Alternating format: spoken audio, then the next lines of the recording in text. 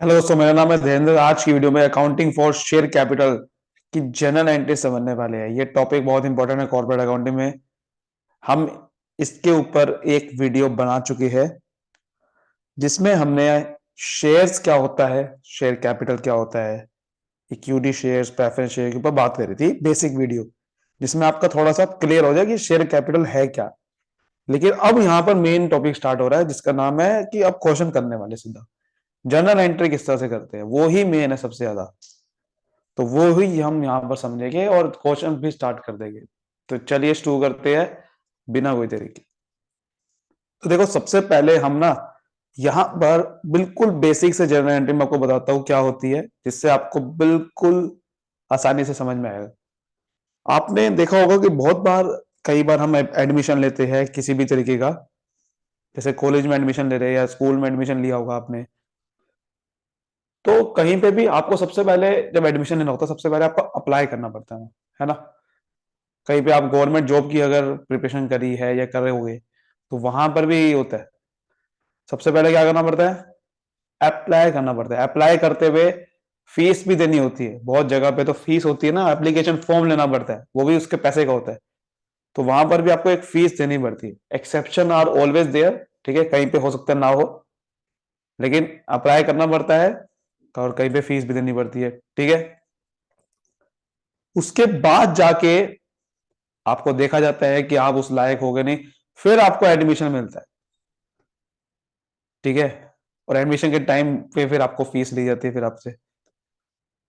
फिर आपका फिर दोबारा से उसके बाद बाकी का जो रिमेनिंग पैसा बचा है वो आपसे इंस्टॉलमेंट्स पे लिया जाता है। इंस्टॉलमेंट्स पे, इंस्टॉलमेंट में लिया जाता है, एक साथ आप दे सकते हो, लेकिन आपसे कहा जाता है कि भाई आप हर महीने पे करते रहना फीस। स्कूल में अब हो तो हर महीने आपको फीस देनी पड़ती है ना। तो दिस इज कॉल्ड इंस्टॉलमेंट में आपको पैसा लिया जाता है। Same to same procedure company में भी होता है। कंपनी भी जब शेयर इशू करती है तो वो एक साथ पैसा कभी नहीं मंगाती लोगों से। कंपनी क्या करती है, कंपनी भी ठीक इस तरह से करती है। कंपनी क्या करेगी, सबसे पहले कहेगी कि भाई आप पहले अप्लाई करो हमारे कंपनी में, एप्लीकेशन दो, और उसके साथ आपको एक मनी देनी पड़ेगी। एप्लीकेशन जब आप अप्लाई करोगे तो एक मनी देनी पड़ेगी। फिर हम देखेंगे कि भाई किसको शेयर देने हैं, किसको नहीं देने हैं।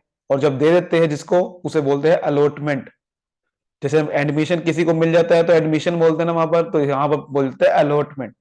शेयर को देना, जब शेयर मिल जाता है किसी को तो अलॉटमेंट। अलॉटमेंट के बाद वो बंदा कंपनी का बन जाता है शेयर होल्डर, यानी कि उसके बाद अब शेयर आ गए कंपनी के। फिर जाके अब बाकी का जो पैसा बचता है, जैसे एक शेयर 10 रुपए का है, कंपनी कह रही है कि अब एक शेयर पे कंपनी 10 रुपए मंगा रही थी, ठीक है, एक शेयर पे 10 रुपए देने हैं।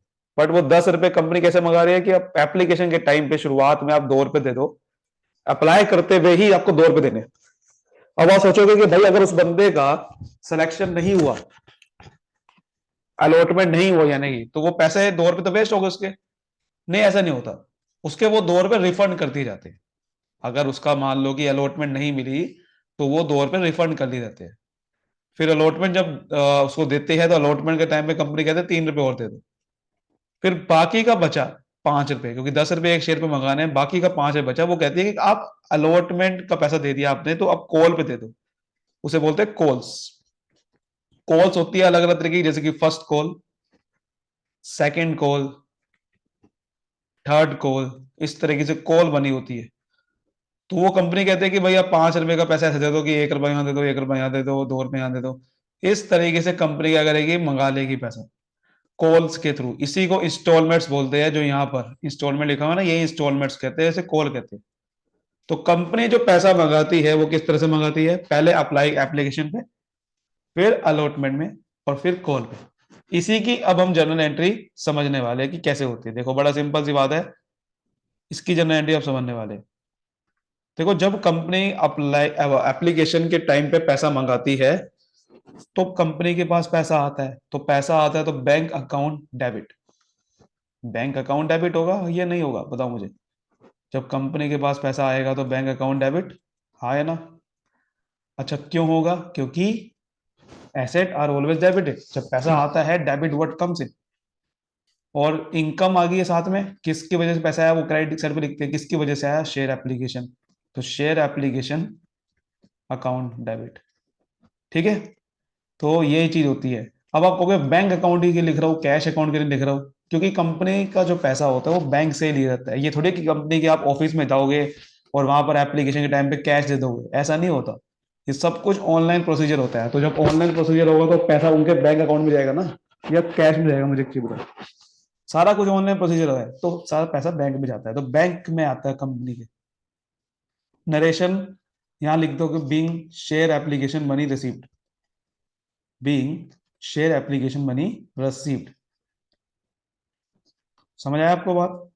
यहां तक क्लियर है सब कुछ, कोई डाउट? उसके बाद अब ये शेयर एप्लीकेशन मनी, ये जो आई, ये शेयर एप्लीकेशन मनी हम ट्रांसफर कर देंगे जिसमें ट्रांसफर करनी है एक्चुअल में। कंपनी क्या करती है, कंपनी के जो कोई भी शेयर का पैसा आता है वो किस में जाता है, शेयर कैपिटल। क्योंकि आपको पता है कि कंपनी के जो शेयर का पैसा आता है उससे क्या बनता है, शेयर कैपिटल मनी बनती है। कंपनी का कैपिटल आएगा। ये तो शेयर एप्लीकेशन तो एक एक इंस्टॉलमेंट का पैसा है।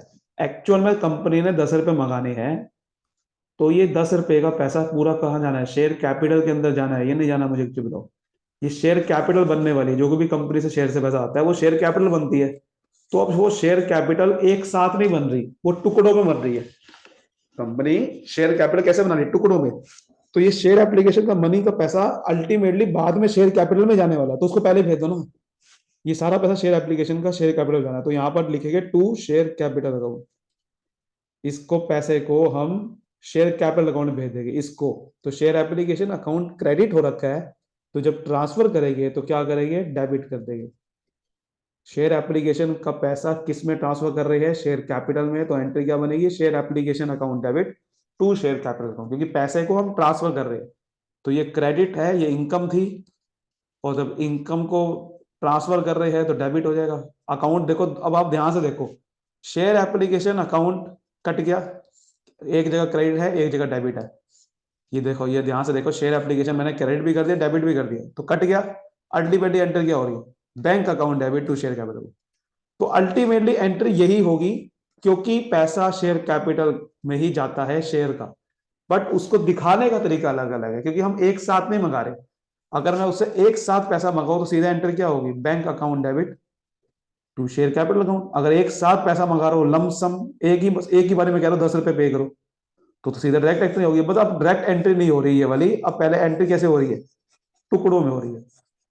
कि पहले एप्लीकेशन का पैसा आएगा, फिर उसको एप्लीकेशन के पैसे को ट्रांसफर कर देंगे शेयर कैपिटल में, इस तरीके से होगा। तो यहां लिखेंगे being share application money transfer to share capital account. समझ आ गई बात? क्लियर है? यहां तक बिल्कुल क्लियर है, कोई डाउट तो नहीं है ना? जनरल एंट्री किस तरह से कर रहा हूं मैं, कि भाई आपका सबसे पहले शेयर एप्लीकेशन का पैसा आया तो bank account debit to share capital account, वो शेयर कैपिटल अकाउंट, फिर उसको पैसे को कहां भेज देना है, शेयर कैपिटल अकाउंट में। अब यहां पर तीसरी एंट्री क्या होती है, देखो तीसरी एंट्री होती है अलॉटमेंट की। ये जो मैं अलॉटमेंट का पैसा उससे मंगाऊंगा, यानी कि अब शेयर होल्डर बनाने वाला उसको, जिन लोगों को शेयर होल्डर बनाऊंगा उनको अलॉटमेंट का पैसा मंगाऊंगा। तो एंट्री क्या होगी, सर आप कहोगे bank account debit to share allotment account, है ना? यही एंट्री होगी ना? काफी लोग यही सोच रहे होंगे यही एंट्री होगी। आपकी बात भी सही है, बिल्कुल कोई गलत नहीं है, लेकिन इसमें एक दिक्कत है। इसमें एक दिक्कत है। क्या दिक्कत है सर? दिक्कत यह है कि देखो मेरे भाई, bank account debit to share allotment account सीधा एंट्री कैसे हो जाएगी? पहले पैसा आप मान लो, जैसे आप टेलीफोन, यानी आप एक सबसे बड़ा एग्जांपल बताता हूं आपको, मोबाइल रिचार्ज, ठीक है, या डीटीएच का रिचार्ज, या इलेक्ट्रिसिटी का रिचार्ज, इलेक्ट्रिसिटी का चार्ज, ये सारे चीजों का पैसा आप कैसे पे करते हो? क्या आप पेमेंट ड्यू होने का, मान लो डेट है 1 अप्रैल, तो क्या आप 1 अप्रैल से पहले ही पैसा पे कर देते हो? मान लो कि इन तीन लोगों का पैसा 1 अप्रैल को पे करना है, तो क्या आप 1 अप्रैल को पहले ही पे कर देते हो या 1 अप्रैल के बाद ही पे करते हो? 1 अप्रैल, या तो आप 1 अप्रैल को पे करोगे या 1 अप्रैल के बाद पे करोगे, है ना? तो इसीलिए पहले पैसा 1 अप्रैल को, जब 1 अप्रैल जैसी आएगी, आपके अकाउंट से आपके एकदम तुरंत मैसेज आने लग जाएगा कि भाई आपका बैलेंस खत्म हो गया है, आप रिचार्ज करवाइए। ठीक है, डीटीएच का बैलेंस खत्म हो चुका है, आप रिचार्ज करवाइए। इलेक्ट्रिसिटी कट जाएगी, तब आप पे करोगे। फिर आप एडवांस में पेमेंट कर सकते हो, आपकी बात बिल्कुल ठीक है, लेकिन एडवांस में पेमेंट अगर नहीं करोगे, मैं जनरल बात कर रहा हूं, एडवांस में पेमेंट कर सकते हो, लेकिन जनरली क्या होता है, सबसे पहले आपका वो एंट्री ड्यू होती है, मतलब आपके अकाउंट, आपको पहले रिमाइंड किया जाता है, फिर आप पे करते हो। जनरली यही होता है ना, पहले आपको रिमाइंड करा जाएगा कि भाई देखो आपकी ड्यू डेट आ गई है, पैसा दो। हाँ, आप एडवांस में पेमेंट कर दोगे फिर तो कोई दिक्कत नहीं है, लेकिन जनरली क्या होता है, पहले आपको रिमाइंड करा जाता है। तो जब रिमाइंड करा जाएगा तो उसकी एंट्री क्या होगी, उसकी एंट्री ये होगी कि पैसा आने वाला है किसका, जो पैसा आपको देना है, मतलब कंपनी को जो पैसा मिलने वाला है उसको डेबिट करूंगा, शेयर अलॉटमेंट अकाउंट डेबिट करूंगा, जो पैसा मिलने वाला है मुझे, डेबिट जो मिलने वाला है, और उसको कहाँ भेजने वाला हूं, उसको मैं पहले ही कर दूंगा क्रेडिट, पहले ही कर दूंगा क्रेडिट, तो कहाँ भेजने वाला हूँ, शेयर कैपिटल अकाउंट में, क्योंकि मैं पहले ही उसका पैसा ड्यू कर रहा हूँ कि भाई देखो तुम्हारा पैसा शेयर अलॉटमेंट अकाउंट का डेबिट कर रहा हूँ, शेयर कैपिटल अकाउंट क्रेडिट कर रहा हूँ। ये पहले ही एंट्री मैंने कर दी ड्यू की, कि देखो भाई आपका पैसा इतने का ड्यू हो गया है। तो being share allotment money due, कि अब उसको कह रहे हैं कि देखो भैया आपका शेयर अलॉटमेंट मनी ड्यू हो गया है, तो पैसा दे दो। तो जब पैसा देने की, ड्यू करने की एंट्री होती है, तो ये होती है कि उसको ड्यू कर दी एंट्री, देखो भैया आपका शेयर अलॉटमेंट अकाउंट डेबिट, और शेयर कैपिटल में पहले ही मैंने पैसा डाल दिया, आपका पैसा ड्यू कर दिया, अब आप पेमेंट करोगे। सर अगर उसने पेमेंट नहीं करी तो भैया पेमेंट नहीं करी तो कोई दिक्कत नहीं है, एंट्री फिर वो बात वो उल्टी कर देंगे, या पेमेंट नहीं भी करी तो क्या हो गया, ये ड्यू की तो एंट्री रहेगी रहेगी। हाँ, ये ड्यू की एंट्री तब हटेगी जब उसकी हम शेयर को मना कर देंगे, भाई तेरे को हटा रहे हैं, शेयर होल्डर ही हटा रहे हैं तेरे को, तब बात अलग है, लेकिन अभी क्या होगी, अभी तो यही होगी। ठीक है, ठीक है, पहले मुझे बताओ यहां तक बहुत सब कुछ क्लियर है कि bank account debit to share application account, सबसे पहले पैसा आया, फिर उस पैसे को ट्रांसफर किया, फिर हमने एंट्री ड्यू करी। आप देखो जब ट्रांसफर कर रहे हैं और एंट्री ड्यू कर रहे हैं, एंट्री लगभग सेम सेम ही हो रही है, क्योंकि एक पहले ही मैंने ये ट्रांसफर कर दिया पैसा, कि ये मैंने मान लिया कि मुझे ये पैसा मिलने वाला है, तो मैंने पहले ही ट्रांसफर कर दिया, जो बाद में ट्रांसफर करने वाला था वो पहले ही कर दिया, क्योंकि मैं मान के चल रहा हूँ कि भैया मुझे पैसा मिलने वाला है, तो इसलिए मैं पहले ही ट्रांसफर करके रख रहा हूँ आपके शेयर कैपिटल अकाउंट में। अब उसके बाद हम उससे मंगाएंगे, जब वो पैसा पे कर देगा तो उसकी आप देखो एंट्री क्या होगी, अब उसकी एंट्री देखो क्या होगी, अब वो जैसे जैसे ही वो पैसा पे करेगा,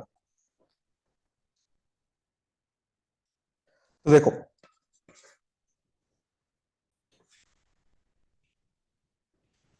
एंट्री देखो क्या होगी। भाई जब पैसा मिलेगा तो आपको पता है एंट्री क्या होती है, जब पैसा मिलता है सर बैंक अकाउंट डेबिट होते हैं, ये तो पता ही है हमें। पैसा आया, जो भी आता है कंपनी को डेबिट, और जो जाता है वो क्रेडिट। तो बैंक अकाउंट डेबिट, और किसके पैसा आया, मैंने क्या डेबिट करा था, कि मुझे क्या मिलने वाला है, शेयर अलॉटमेंट अकाउंट डेबिट, ये मैंने पहले ही कर दिया था कि इससे पैसा मिलने वाला है, और अब मिल रहा है तो क्रेडिट करेंगे। और दूसरा लॉजिक बता चुका हूं कि अल्टीमेटली एंट्री करनी क्या है आपको, अल्टीमेटली एंट्री करनी क्या है, bank account debit to share capital account. आप देखो ध्यान से, शेयर अलॉटमेंट अकाउंट डेबिट था, अब क्रेडिट हो गया, तो ये कट गया, तो अल्टीमेटली एंट्री क्या हो रही है, बैंक अकाउंट डेबिट और टू शेयर कैपिटल अकाउंट, ये पहले ही मैंने शेयर कैपिटल में ट्रांसफर कर दिया था। ठीक है, बस इसमें फर्क क्या होता है, जब हम पहले स्टार्टिंग में तो पैसा मिलता है और फिर बाद में ट्रांसफर करते हैं, बट अब क्या होने वाला है, अब सबसे पहले ट्रांसफर करेंगे, ड्यू करेंगे पैसा वो, और ड्यू करते जब पहले ट्रांसफर कर देते हैं, जैसे कि आपके अकाउंट में पहले ड्यू करते, कोई भी चीज पहले ड्यू होती है।